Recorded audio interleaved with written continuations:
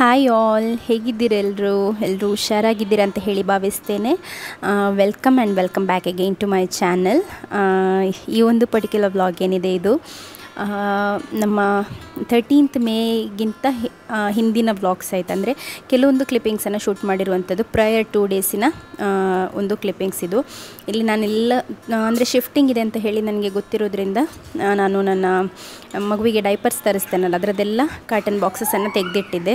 So ಅದರಲ್ಲಿ ಸ್ವಲ್ಪನೇ ಅಂದರೆ ಮಕ್ಕಳ ಬಟ್ಟೆ ಆಗಿರ್ಬೋದು ಮತ್ತು ಉಳಿದ ನಮ್ಮ ಬಟ್ಟೆ ಅಗತ್ಯದ ಐಟಮ್ಸ್ ಏನಿದೆ ಅದನ್ನೆಲ್ಲ ಇಟ್ಟು ಹೀಗೆ ಪ್ಯಾಕ್ ಮಾಡ್ತಾಯಿದ್ದೆ. ಮತ್ತು ಯಾವುದೆಲ್ಲ ನಾವು ಡೈಲಿ ಯೂಸ್ ಮಾಡೋದಿಲ್ಲ ಅದನ್ನು ಕೂಡ ಆಲ್ರೆಡಿ ಪ್ಯಾಕ್ ಮಾಡಿ ಇಟ್ಟಿದ್ದೆ. ಹಾಗೆ ನಾವಿವಾಗ ನಮ್ಮ ಹಳೆ ಮನೆಯಿಂದ ಹೊಸ ಮನೆಗೆ ಸ್ವಲ್ಪ ಕಾರಲ್ಲಿಯೇ ಶಿಫ್ಟ್ ಮಾಡ್ತಾ ಇದ್ದೇವೆ. ಈ ಒಂದು ಟೈಮ್ನಲ್ಲಿ ನನಗೆ ಯಾವ ರೀತಿಯಲ್ಲಿ ಅನ್ನಿಸ್ತಾ ಇತ್ತು ಅಂತ ಹೇಳಿದರೆ, ಒಂದು ಹೈಯೆಸ್ಟ್ ಸೆಕೆ ಇದ್ದಂತಹ ಟೈಮ್. ಮತ್ತು ಪ್ರೆಗ್ನೆನ್ಸಿಯಲ್ಲಿ ಹೇಳಬೇಕಂತಲೇ ಇಲ್ಲ, ತುಂಬ ಸೆಕೆ. ಅದರೊಟ್ಟಿಗೆ ಕೇಕ್ ಆರ್ಡರ್ಸ್ ಕೂಡ ಇತ್ತು. ಅದರ ಅಂದರೆ ಒಂದು 2 ಡೇಸ್ ಬ್ಯಾಕೆಲ್ಲ 11ಗೆಲ್ಲ ನನಗೆ ತುಂಬಾ ಕೇಕ್ ಆರ್ಡರ್ಸ್ ಇತ್ತು. ಆಲ್ಮೋಸ್ಟ್ ಒಂದು 7 ಆರ್ಡರ್ಸ್. ಯಾಕೆಂದರೆ ಹಸ್ಬೆಂಡ್ ಕೂಡ ತಗೊಂಡಿದ್ರು ಆರ್ಡರ್, ನಾನು ಕೂಡ ತಗೊಂಡಿದ್ದೆ ಬಂದ ಆರ್ಡರ್ಸನ್ನು.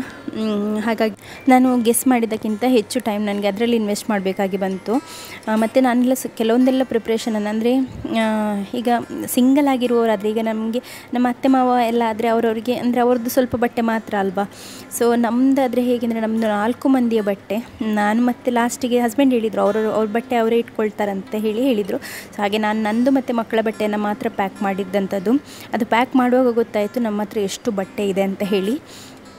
ಹಾಗೆಯೇ ಇಲ್ಲಿ ನನಗೆ ನನ್ನ ಹಸ್ಬೆಂಡಿನ ಅಕ್ಕಂದಿರು ಅವರು ಕೂಡ ಬಂದಿದ್ದರು. ಅವರು ಕೂಡ ತುಂಬ ಹೆಲ್ಪ್ ಮಾಡಿದರು, ಅಕ್ಕಂದಿರಾಗಿರ್ಬೋದು ಅಣ್ಣಂದಿರಾಗಿರ್ಬೋದು. ನಮಗೆ ಇಲ್ಲಾಂದರೆ ನಾವೇ ಸೆಟ್ ಮಾಡೋದಾದರೆ ಎಲ್ಲಿ ಸೆಟ್ ಮಾಡೋದಲ್ವ, ಅಷ್ಟು ಟೈಮ್ ಕೂಡ ಇರಲಿಲ್ಲ. ಸೊ ಅವರೆಲ್ಲ ಬಂದದ್ರಿಂದ ನಾನೀಗ ಹ್ಯಾಂಗರಲ್ಲಿ ಹಾಕಿ ಕೊಡ್ತಾ ಇದ್ದೆ. ಅವರೆಲ್ಲ ಇಲ್ಲಿ ಇಡ್ತಾಯಿದ್ರು ಹ್ಯಾಂಗರನ್ನು.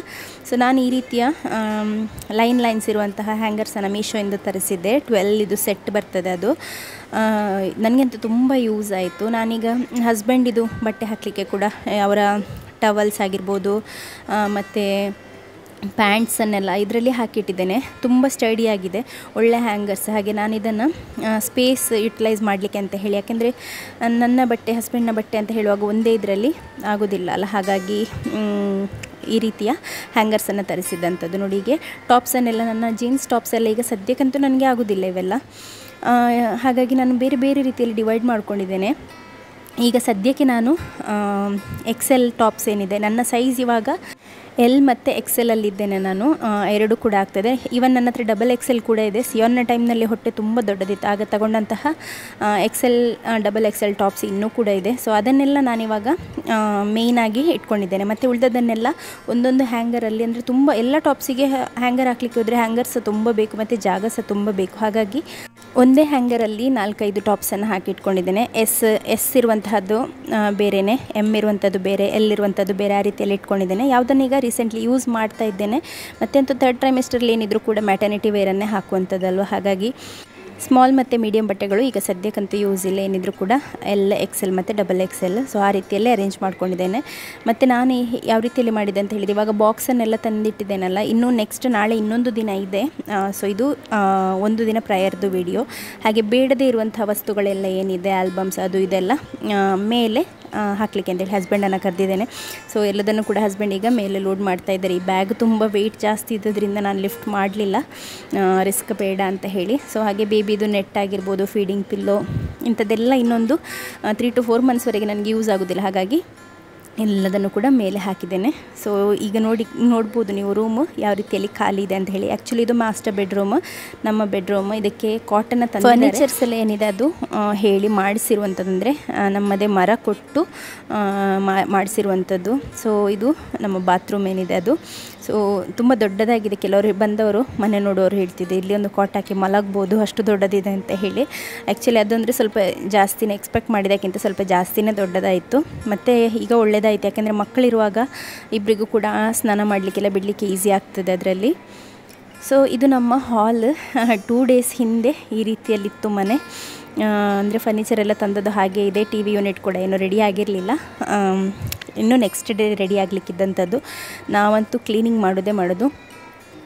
ಅಂದರೆ ನಾನಂತೂ ಅಷ್ಟು ಹೋಗಲಿಲ್ಲ, ನನಗೆ ಮಕ್ಕಳನ್ನ ಇಟ್ಕೊಂಡು. ಅಂದರೆ ನನ್ನ ಮಗು ಚಿಕ್ಕವ ಏನಿದ್ದಾನೆ ಎಲ್ಲ ರೂಮಿಗೆ ಹೋಗಿ ಬಾಗಿಲು ಹಾಕುವಂಥದ್ದು, ಅದು ಇದು ಎಳೆಯುವಂಥದ್ದು, ಅದನ್ನೇ ಮಾಡ್ತಾಯಿದ್ದೆ. ಎಲ್ಲ ಕಡೆ ಪೇಂಟ್ಸ್ ಮತ್ತು ಬಲ್ಬ್ಗಳು, ಕೆಮಿಕಲ್ಗಳು ಅದೆಲ್ಲ ಇತ್ತು ಮನೆ ಕ್ಲೀನಿಂಗಿಗೆ ಯೂಸ್ ಮಾಡಿದ್ದು. ಹಾಗಾಗಿ ನಾನಂತೂ ಅವನ ಹಿಂದೆಯೇ ಆಗ್ತಾಯಿದ್ದೆ. ನನ್ನ ಹಸ್ಬೆಂಡಿದ ಅಕ್ಕಂದಿರೆಲ್ಲ ಯಾರೆಲ್ಲ ಬಂದಿದ್ರು ಅವರೆಲ್ಲ ಸೇರಿ ಕಟ್ಲರೀಸ್ ಎಲ್ಲ ನಾನು ಪ್ಯಾಕ್ ಮಾಡಿ ಕೊಟ್ಟೆ ಮನೆಯಿಂದ. ಅವ್ರು ತಂದಿಲ್ಲಿ ಅರೇಂಜ್ ಮಾಡಿ ಇಟ್ಟಿದ್ದಾರೆ. ಸೊ ಮನೆ ಒಕ್ಕಲಂತ ಹೇಳುವಂಥದ್ದು ಮನೆಯ ಗೃಹ ಪ್ರವೇಶ ಆಗುವವರೆಗೂ ಕೂಡ ಕೆಲಸ ಅದು ಹಾಗೇ ಇರ್ತದೆ, ಅದರ ನಂತರ ಕೂಡ ಇರ್ತದೆ. ಯಾಕೆಂದರೆ ನಮಗೆಲ್ಲ ಒಂದೇ ಸಲ ಶಿಫ್ಟ್ ಮಾಡಲಿಕ್ಕೆ ಆಗೋದಿಲ್ಲ ಅಲ್ಲ ನಮಗೆ. ಅಂದರೆ ನಮ್ಮ ಮನೆಯ ಈ ಒಂದು ಗೃಹ ಪ್ರವೇಶ ಇದ್ದಂಥದ್ದು ಮಂಗಳವಾರ.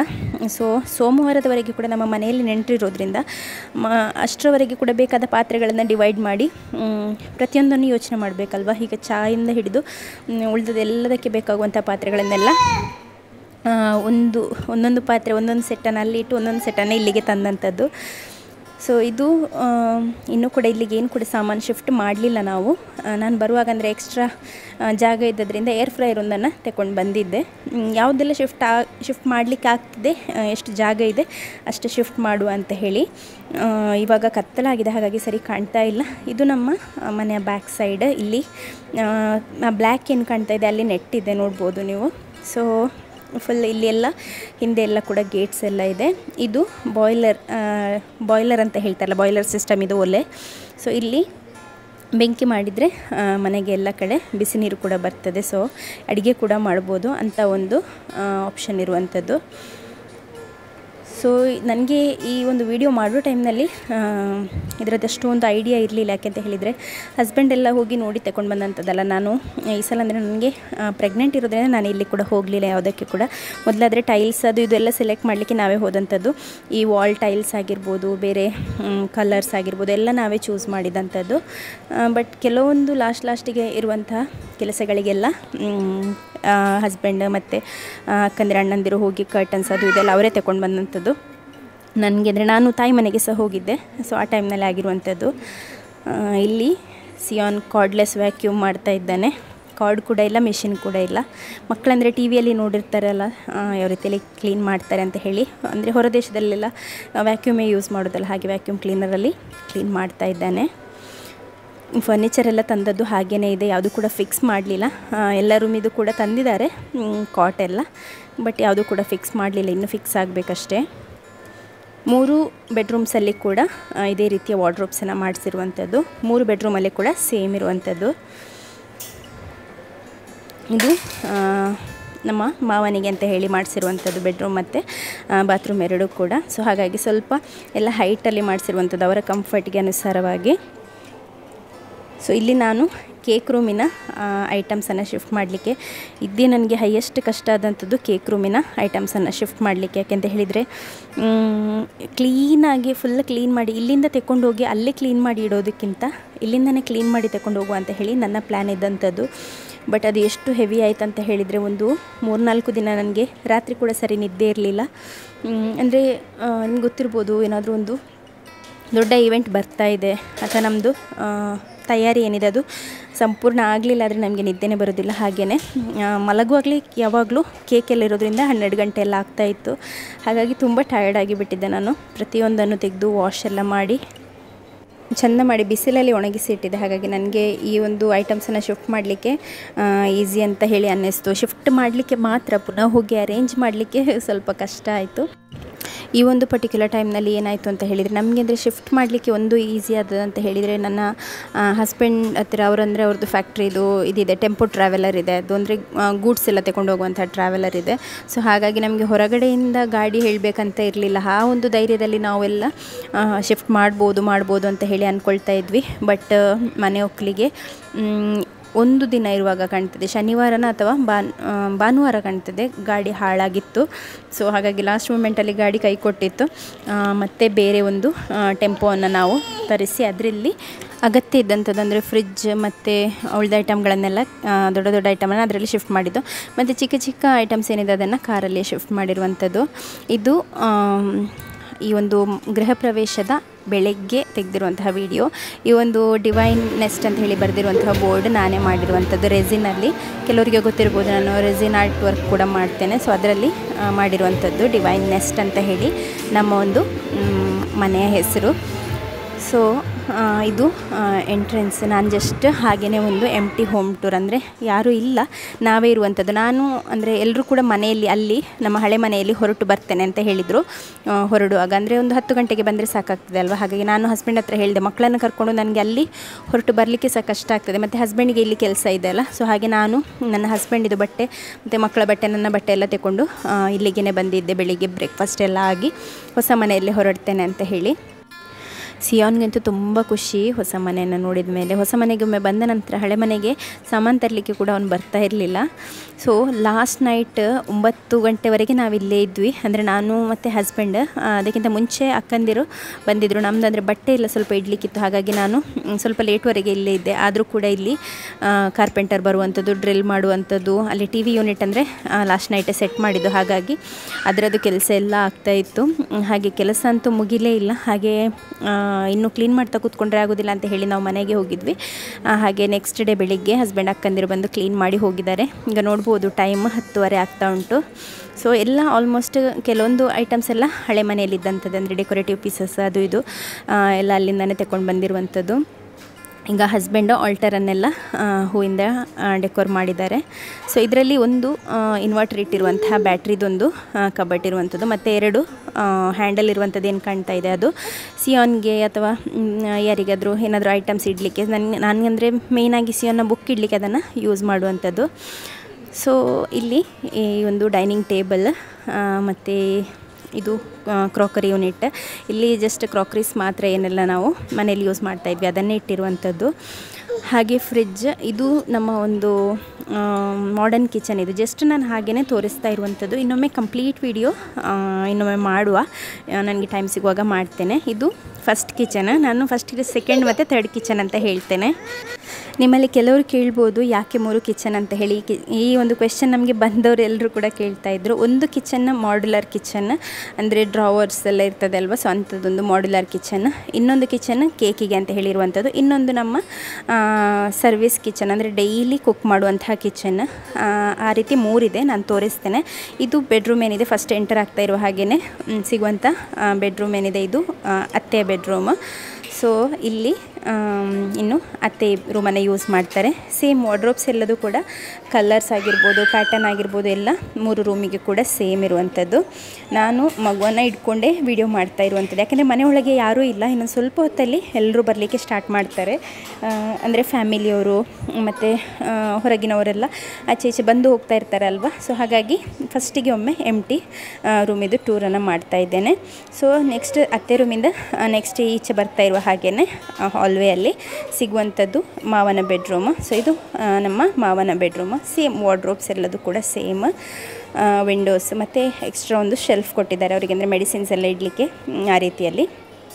ಮತ್ತು ಇದು ವಾಶ್ರೂಮ್.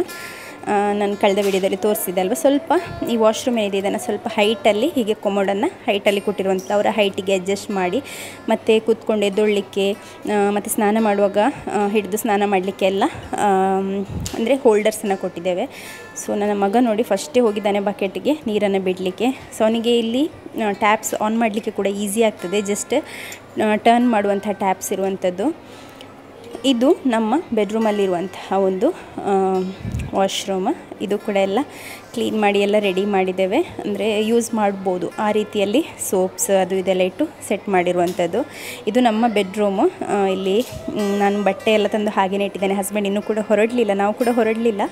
ಹಾಗೆ ಮತ್ತು ಹಸ್ಬೆಂಡ್ ಅಕ್ಕನ ಮಕ್ಕಳೆಲ್ಲ ಇಲ್ಲಿ ಬಂದು ಹೊರಡ್ತೇನೆ ಅಂತ ಹೇಳಿದರು, ಮಂಗಳೂರಿಂದ ಬರುವವರು.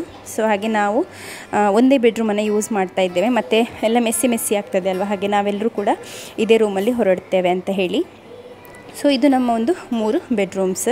ವಾರ್ಡ್ರೋಬ್ಸ್ ಕೂಡ ಸೇಮ್ ಇದೆ. ಮತ್ತು ಮಗುವಿಗೆ ತುಂಬ ಸೆಕೆ ಇರೋದ್ರಿಂದ ನಾನು ಬಟ್ಟೆಯನ್ನು ಇನ್ನೂ ಕೂಡ ಹಾಕಲಿಲ್ಲ ಆಯಿತಾ. ತುಂಬ ಸೆಕೆ ಇತ್ತು ಈ ಟೈಮ್ನಲ್ಲಿ. ಮತ್ತು ಕೆಲವರಿದ್ದಾರೆ ಕೇಳುವವರು, ಅದಕ್ಕೋಸ್ಕರ ನಾನು ಮೊದಲೇ ಹೇಳುವಂಥದ್ದು. ಅಂದರೆ ಎಲ್ರಿಗೂ ಗೊತ್ತಿರೋದಿಲ್ಲ ಅಲ್ಲ, ನಮ್ಮ ಹಳೆ ವಿಡಿಯೋಸ್ ಎಲ್ಲರೂ ನೋಡಿರೋದಿಲ್ಲ. ಸೊ ಇದು ಆ ಒಂದು 3 ಬೆಡ್ರೂಮಿಂದ ಹೊರಗೆ ಹಾಲ್ವೇಯಲ್ಲಿ ಬರ್ತಾ ಇರುವ ಹಾಗೆ ಸಿಗುವಂತಹ ಒಂದು ವಾಶ್ ಏರಿಯಾ. ಇದೊಂದು ಸಿಂಕ್ ಇದೆ ಇಲ್ಲಿ ಕೆಳಗೆ, ಸಿಂಕ್ ಕೆಳಗೆ ಯುಟಿಲಿಟಿಗೆ ಅಂತ ಹೇಳಿ ಕಬರ್ಡ್ಸನ್ನು ಕೊಟ್ಟಿದ್ದೇವೆ. ಸೊ ಅಲ್ಲಿ ಈ ಒಂದು ಏರಿಯಾ ಕೂಡ ಸ್ಪೇಷಿಯಸ್ ಆಗಿದೆ. ಮತ್ತು ಈ ಬಾತ್ರೂಮ್ ಕೂಡ ತುಂಬಾ ಸ್ಪೇಷಿಯಸ್ ಆಗಿದೆ ಆಯಿತಾ. ಒಂದು ದೊಡ್ಡ ಲಿಫ್ಟ್ ಒಳಗೆ ಹೋದಾಗೆ ಆಗ್ತದೆ. ಸೊ ಎಕ್ಸ್ಟ್ರಾ ಪ್ಲೇಸ್ ಯಾವ ರೀತಿಯಲ್ಲಿ ಇತ್ತು ಅದನ್ನು ಚೆಂದ ಮಾಡಿ ಯೂಟಿಲೈಸ್ ಮಾಡಿ ಒಂದು ದೊಡ್ಡದಾದಂಥ ಒಂದು ಕಾಮನ್ ವಾಶ್ರೂಮನ್ನು ಮಾಡಿರುವಂಥದ್ದು. ಈಗ ಯಾರಾದರೂ ಬಂದರೆ ಎಲ್ಲ ಯೂಸ್ ಮಾಡಲಿಕ್ಕೆ. 2 ಬೆಡ್ರೂಮಲ್ಲಿ ಅಟ್ಯಾಚ್ಡ್ ಆಗಿದೆ. ನಮ್ಮ ಅತ್ತೆ ಹೇಳಿದರು ಅವರಿಗೆ ವಾಶ್ರೂಮ್ ಇರುವಂಥದ್ದು ಬೇಡ ಅಂತೆ. ಸೊ ಹಾಗಾಗಿ ಅವರಿಗೆ ಅಂದರೆ ಬೆಡ್ರೂಮ್ ಸ್ಪೇಷಿಯಸ್ ಆಗಿರಬೇಕು, ವಾಶ್ರೂಮ್ ಎಲ್ಲ ಬೇಡ ಅಂತ ಹೇಳಿ. ಸೊ ಹಾಗಾಗಿ ಅವರು ಫಸ್ಟ್ ರೂಮನ್ನು ಅವರು ಆಪ್ಟ್ ಮಾಡ್ಕೊಂಡಿದ್ದಾರೆ. ಸೊ ಇಲ್ಲಿ ಬರ್ತಾ ಇರುವ ಹಾಗೆಯೇ ಕರೆಂಟು ಹೋಯಿತು. ಇನ್ನೂ ಕೂಡ ಜನ್ರೇಟರ್ ಅವರು ಇನ್ನೂ ಫಿಕ್ಸ್ ಮಾಡಲಿಲ್ಲ. ಸೊ ಇದು ನಮ್ಮ ಸೆಕೆಂಡ್ ಕಿಚನ್, ಅಂದರೆ ವರ್ಕಿಂಗ್ ಕಿಚನ್ ಅಂತ ಹೇಳ್ಬೋದು. ಅಂದರೆ ನಾವು ದಿನನಿತ್ಯ ಇಲ್ಲಿ ಅಡುಗೆಯನ್ನು ಮಾಡುವಂಥದ್ದು. ಆಚೆ ಕೂಡ ಗ್ಯಾಸ್ ಕನೆಕ್ಷನ್ ಇದೆ, ಸ್ಟವ್ ಕೂಡ ಇದೆ. ಇಲ್ಲಿ 2 ಬರ್ನರ್ ನಾವು ಯೂಸ್ ಮಾಡ್ತಾ ಇದ್ದೇವೆ. ಆದರೆ ಮೇಲೆ ಹೋಗಿ ಮಾಡರ್ನ್ ಕಿಚನಲ್ಲಿರುವಂತಹ ಆ ಒಂದು ಬರ್ನರನ್ನು ಕೂಡ ನಮಗೆ ಯೂಸ್ ಮಾಡಿ ಅಡುಗೆ ಮಾಡ್ಕೊಳ್ಬೋದು. ಇದು 3rd ಕಿಚನ್, ನನ್ನ ಕೇಕ್ ರೂಮ್. ಸೊ ಫ್ರಿಜ್, ಅಲ್ಲಿ 2 ಫ್ರಿಜ್ ಇತ್ತಲ್ಲ, ಸೊ ಇಲ್ಲಿಗೆ ಒಂದೇ ಫ್ರಿಜ್ಜನ್ನು ತಗೊಂಡು ಬಂದಿರುವಂಥದ್ದು. ಅದು ಹಳೆ ಒಂದು ಫ್ರಿಜ್ ಏನಿದೆ ಅದನ್ನು ತಗೊಂಡು ಬರಲಿಲ್ಲ, ಅದು ಅಲ್ಲೇ ಇದೆ ಮನೆಯಲ್ಲಿ. ಸೊ ಈಗ ಸದ್ಯಕ್ಕೆ ನನಗೆ ಅಗತ್ಯ ಇರುವಂತಹ ಅಂದರೆ ಒಂದು ಕಿಚನ್ ಅಂತ ಹೇಳಿ ಸೆಟಪ್ ಮಾಡಲಿಕ್ಕೆ ಏನು ಬೇಕು ಅದನ್ನು ಮಾತ್ರ ತಂದಿಟ್ಟಿರುವಂಥದ್ದು. ಮತ್ತು ನನ್ನ ಫೇವ್ರೆಟ್ ಎಕ್ಸಾಸ್ಟ್ ಇದು. ಹಸ್ಬೆಂಡ್ ಎಲ್ಲಿಂದ ಹುಡುಕಿ ತಂದ್ರೆ ಅಂತ ಗೊತ್ತಿಲ್ಲ. ನಾನು ಯಾವಾಗಲೂ ಹೇಳ್ತಿದ್ದೆ ನನಗೆ ಒಳ್ಳೆ ಎಕ್ಸಾಸ್ಟ್ ಫ್ಯಾನ್ ಬೇಕು ಅಂತ ಹೇಳಿ. ಸೊ ಒಳ್ಳೆ ದೊಡ್ಡ ಇಂಡಸ್ಟ್ರಿಯಲ್ ಈ ಒಂದು ಎಕ್ಸಾಸ್ಟ್ ಫ್ಯಾನನ್ನು ತಂದಿದ್ದಾರೆ.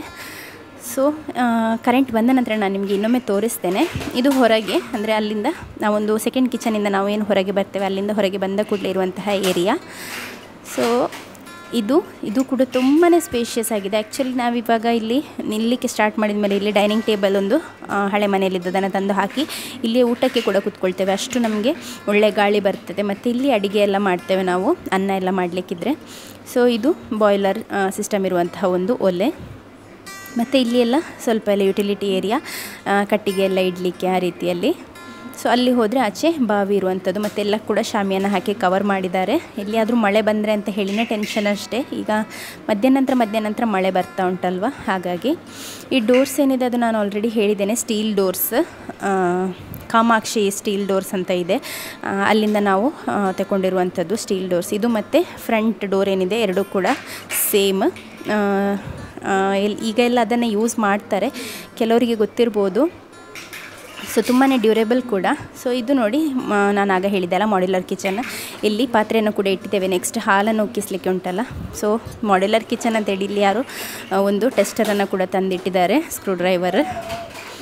ಅದೊಂದರೆ ಕೆಲಸ ಎಲ್ಲ ಆಗ್ತಾನೆ ಇರೋದ್ರಿಂದ ಎಲ್ಲ ಅಲ್ಲಲ್ಲೇ ಇದೆ. ವ್ಯಾಕ್ಯೂಮ್ ಕ್ಲೀನರ್ ಕೂಡ ಇಲ್ಲೇ ಇದೆ. ಇನ್ನು ಸ್ವಲ್ಪ ಹೊತ್ತಲ್ಲಿ ಅದೆಲ್ಲ ತೆಗೆದಿಡ್ತಾರೆ. ಇವಾಗ ಕರೆಂಟ್ ಬಂದಿದೆ, ಹಾಗಾಗಿ ಜಸ್ಟ್ ಒಂದು ವ್ಯೂವನ್ನು ತೋರಿಸ್ತಾ ಇದ್ದೇನೆ ನಾನು, ಕರೆಂಟ್ ಬಂದಾಗ ಯಾವ ರೀತಿಯಲ್ಲಿ ಕಾಣ್ತದೆ ಅಂತ ಹೇಳಿ. ದೇವರ ದಯೆಯಿಂದ ನಮ್ಮ ಮನೆ ಕೂಡ ಸ್ಪೇಷಿಯಸ್ ಆಗಿದೆ. 3 ಕಿಚನ್ ಕೂಡ ಸ್ಪೇಷಿಯಸ್ ಆಗಿದೆ. ಇಲ್ಲಿ ಮಿಕ್ಸರ್ ಟ್ಯಾಪ್ಸನ್ನು ಕೂಡ ಕೊಟ್ಟಿದ್ದೇವೆ, ಬಿಸಿ ನೀರು ಮತ್ತು ತಣ್ಣಗಿರುವಂಥ ನೀರು ಎರಡು ಬರಲಿ ಅಂತ ಹೇಳಿ. ಸೇಮ್ ಎರಡು ಕಿಚನಲ್ಲಿ ಕೂಡ ಹಾಗೆಯೇ ಇದೆ. ಮತ್ತು ಇಲ್ಲಿಂದ ಗ್ಲಾಸ್ ಟ್ರಾನ್ಸ್ಪರೆಂಟ್ ಈ ಒಂದು ಕಟ್ಲರಿ ಯೂನಿಟ್ ಕೊಟ್ಟಿರೋದ್ರಿಂದ ನನಗೆ ಮೇಯ್ನ್ ಡೋರಿಂದ ಯಾರಾದರೂ ಬಂದರೂ ಕೂಡ ಕಾಣ್ತದೆ. ಹಾಗೆ ಮಕ್ಕಳನ್ನು ನೋಡಲಿಕ್ಕೆ ಸಹ ಈಸಿ ಆಗ್ತದೆ ಕೇಕ್ ಮಾಡುವಾಗ. ಈಗ ನಾನಂತೂ ಇದೊಂದು ಕ್ವಿಕ್ಕಾಗಿ ವಿಡಿಯೋ ಮಾಡ್ಕೊಂಡಿರುವಂಥದ್ದಷ್ಟೇ, ಯಾಕೆಂತ ಹೇಳಿದರೆ ಇನ್ನೂ ಹೊರಡಬೇಕು. ನನ್ನದು ಇನ್ನೂ ಕೂಡ ಹೊರಡಿ ಆಗಲಿಲ್ಲ. 11 o'clockಗೆ ಕರೆಕ್ಟಾಗಿ ಹೊರಡಲಿಕ್ಕೆ ಹೇಳಿದ್ದಾರೆ ಫೋಟೋಗ್ರಾಫರ್, ಅವರು ಕೂಡ ರೆಡಿ ಇದ್ದಾರೆ. ಅಂದರೆ ನಮ್ಮ ಫ್ಯಾಮಿಲಿ ಪಿಕ್ಚರ್ಸ್ ಎಲ್ಲ ತಗೊಳ್ಳಿಕ್ಕೆ ಇರ್ತದಲ್ಲ, ಹಾಗಾಗಿ. ಸೊ ಇಲ್ಲಿ ನೋಡ್ಬೋದು ಮಗು ಕೂಡ ನನ್ನ ಜೊತೆನೇ ಇದ್ದೆ. ನಾನು ಇಯರಿಂಗ್ಸ್ ಏನಿದ್ರು ಕೂಡ ಮನೆಯಿಂದನೇ ಹಾಕ್ಕೊಂಡೇ ಬಂದೆ, ಯಾಕಂದರೆ ನನಗೆ ಕೆಲವೊಮ್ಮೆ ಇಯರಿಂಗ್ಸ್ ನಾನು ಮೊನ್ನೆಯಿಂದ ಕೂಡ ಹಾಕಿರಲಿಲ್ಲ, ಹಾಗೆ ಮರೆತು ಹೋದರೆ ಅಂತ ಹೇಳಿ. ಇದು ನನ್ನ ಒಂದು ಔಟ್ಫಿಟ್, ಇವತ್ತಿನ ಒಂದು ಡ್ರೆಸ್, ಪ್ಲಾಜೋ ಪ್ಯಾಂಟ್, ಅಂದರೆ ಈ ಶರಾರ ಟೈಪ್ ಇರ್ತದಲ್ಲ ಅದು. ಸೊ ಅದರಲ್ಲಿ ಈ ಒಂದು ಸಿಂಪಲ್ ಆಗಿರುವಂತಹ ಟಾಪ್, ನನಗೆ ಹೇಗೆ ಅಂತ ಹೇಳಿದರೆ ತುಂಬಾ ಜಿಗಿಬಿಗಿ ಬಟ್ಟೆ ಎಲ್ಲ ಇಷ್ಟ ಆಗೋದಿಲ್ಲ, ಮತ್ತು ಅಷ್ಟೊಂದು ಗ್ರ್ಯಾಂಡ್ ತಗೊಂಡು ಇನ್ನೊಮ್ಮೆ ಹಾಕಲಿಕ್ಕೆ ಸಹ ಆಗಬೇಕು. ಬೇರೆಯವರ ಮನೆ ಫಂಕ್ಷನಿಗೆ ಹೋಗುವಾಗ ನಮಗೆ ಅಂಥ ಗ್ರ್ಯಾಂಡ್ ಬಟ್ಟೆ ಹಾಕಿ ಹೋಗಲಿಕ್ಕೆ ಆಗೋದಿಲ್ಲ. ಮತ್ತು ಈಗ ನನಗೆ ಸಾರಿ ಉಡಲಿಕ್ಕೆ ಅಂತೂ ಆಗೋದೇ ಇಲ್ಲ. ಹಾಗಾಗಿ ನಾನು ಈ ಒಂದು ಸಿಂಪಲ್ ಡ್ರೆಸ್ಸನ್ನು ತಗೊಂಡಿದ್ದೆ. ಹಾಗೂ ನನಗೆ ತುಂಬಾ ಕಂಫರ್ಟೇಬಲ್ ಆಗಿತ್ತು. ನನಗೆ ಹೊಟ್ಟೆಗೇನು ಟೈಟ್ ಅಂತ ಹೇಳಿ ಅನ್ನಿಸ್ತಾ ಇರಲಿಲ್ಲ. ಎಲಾಸ್ಟಿಕ್ ವೇಸ್ಟ್ ಬ್ಯಾಂಡ್ ಕೂಡ ಇತ್ತು ಅದಕ್ಕೆ. ಸೊ ನಾನಂತೂ ತುಂಬಾ ಕಂಫರ್ಟೇಬಲ್ ಆಗಿದ್ದೆ. ಮಕ್ಕಳಿಗೆ ಕೂಡ ಸೇಮ್, ಅವರಿಗಿಬ್ಬರಿಗೂ ಕೂಡ ಒಂದು ಟ್ವಿನ್ನಿಂಗ್ ಔಟ್ಫಿಟ್ ಆಲ್ರೆಡಿ ಅವ್ರ ಹತ್ರ ಇದ್ದಂಥದ್ದೇ. ಸೊ ಅದನ್ನೇ ಹಾಕಿರುವಂಥದ್ದು. ಸೆಕೆ ಇರೋದ್ರಿಂದ ಸಿಯೋನ್ ಅಂತೂ ಆಗಾಗ ಮನೆಯೊಳಗೆ ಹೋಗೋದು ಬರೋದು, ಯಾಕೆಂದರೆ ಅವರ ಡ್ಯಾಡಿ ಒಳಗಿದ್ರಲ್ವ. ಸೊ ಹಸ್ಬೆಂಡ್ ಇನ್ನೂ ಕೂಡ ಕೆಲಸ ಆಗಲಿಲ್ಲ. ರಿಬ್ಬನನ್ನು ಆಲ್ರೆಡಿ ಹಾಕಿದ್ದೇವೆ. ಇನ್ನು ನೆಕ್ಸ್ಟ್ ಇರುವಂಥದ್ದು ರಿಬ್ಬನ್ ಕಟ್ಟಿಂಗ್ ಎಲ್ಲ ಮಾಡುವಂಥದ್ದು. ಇಲ್ಲಿ ಅದರದ್ದೆಲ್ಲ ವಿಡಿಯೋ ಮಾಡಲಿಕ್ಕೆ ನನಗೆ ಯಾರೂ ಕೂಡ ಸಿಗಲಿಲ್ಲ, ಯಾಕೆಂದರೆ ನಮ್ಮ ಮನೆಯ ಒಂದು ಓಪನಿಂಗ್ ದಿನ ನಾನೇ ವಿಡಿಯೋ ಮಾಡ್ತಾ ಕೂತ್ಕೊಳ್ಳಿಕ್ಕೆ ಆಗೋದಿಲ್ಲ. ಹಾಗಾಗಿ ನಾನು ಫ್ರಂಟ್ ಸೀಟಲ್ಲಿ ಕೂತಾಗ ನನಗೆ ಎಷ್ಟು ಕ್ಯಾಪ್ಚರ್ ಮಾಡಲಿಕ್ಕೆ ಆಯಿತು ಅದನ್ನು ಕ್ಯಾಪ್ಚರ್ ಮಾಡಿದ್ದೇನೆ. ಇಲ್ಲಿ MC ಮಾಡ್ತಾ ಇರುವಂಥದ್ದು ನನ್ನ ಹಸ್ಬೆಂಡಿನ ಅಣ್ಣನೇ. ನೋಡಲಿಕ್ಕೆ ಕೂಡ ಸಿಮಿಲರ್ ಕಾಣ್ಬೋದು ನಿಮಗೆ.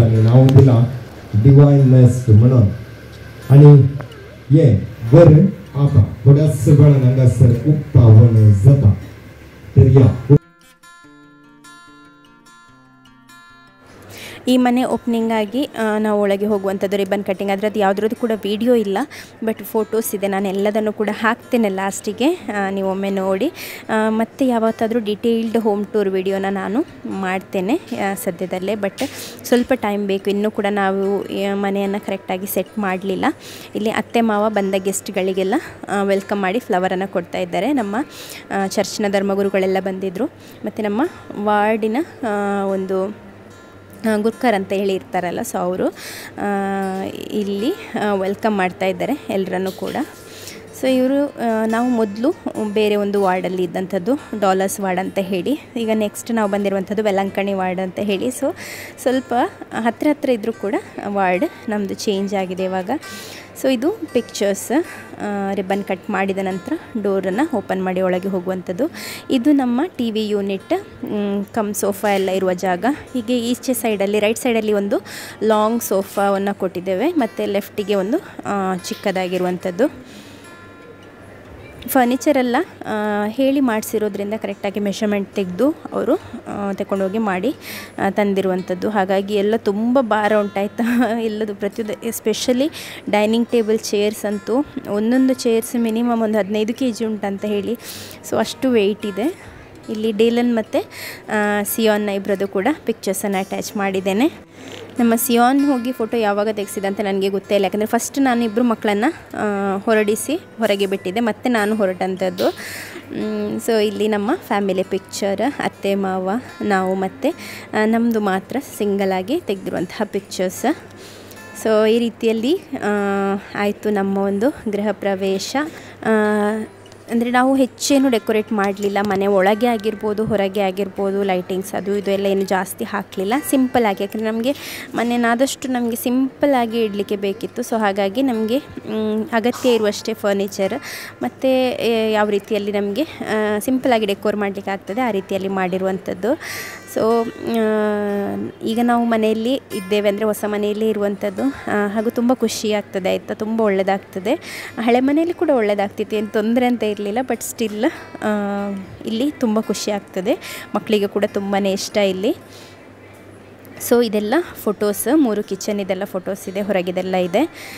ಮತ್ತು ಬೆಡ್ರೂಮ್ಸ್ ಇದು ಕೂಡ ಇದೆ ಇದರಲ್ಲಿನೇ. ಈ ಮನೆಯಲ್ಲಿ ಹಾಕಿರುವಂಥ ಟೈಲ್ಸ್ ಆಗಿರ್ಬೋದು, ಬೇರೆ ಎಲ್ಲದೂ ಕೂಡ ಪ್ರತಿಯೊಂದು ನಾವು ಅಂದರೆ ನಮ್ಮ ಇಷ್ಟದ ಪ್ರಕಾರ ನಾವು ಯೋಚನೆ ಮಾಡಿ ಆರಿಸಿ ತಂದಿರೋದ್ರಿಂದ ನಮಗೇನು ಅದು ಆಡ್ ಅಂತ ಹೇಳಿ ಅನ್ನಿಸಲಿಲ್ಲ. ಪ್ರತಿಯೊಂದು ಡೀಟೇಲಿಂಗ್ ಕೂಡ ಎಲ್ಲರೂ ಕೂಡ ಫ್ಯಾಮಿಲಿ ಮೆಂಬರ್ಸ್ ಸೇರಿನೇ ತಗೊಂಡಿರುವಂಥ ಒಂದು ಡಿಸಿಷನ್ಸ್.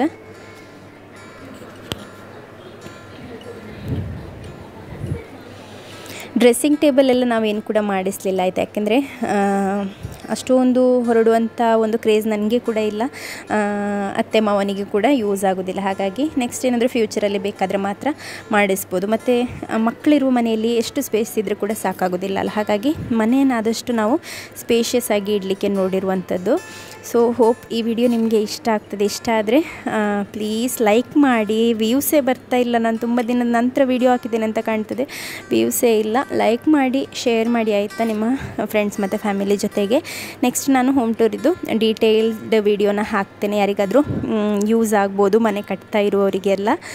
ಮತ್ತು ಯಾವುದೆಲ್ಲ ತಪ್ಪುಗಳು ನಡೆದಿದೆ ಅದು ಆಗಬಾರ್ದಿತ್ತು ಅದನ್ನು ಕೂಡ ನಾನು ಅದೇ ವಿಡಿಯೋದಲ್ಲಿ ಹೇಳ್ತೇನೆ.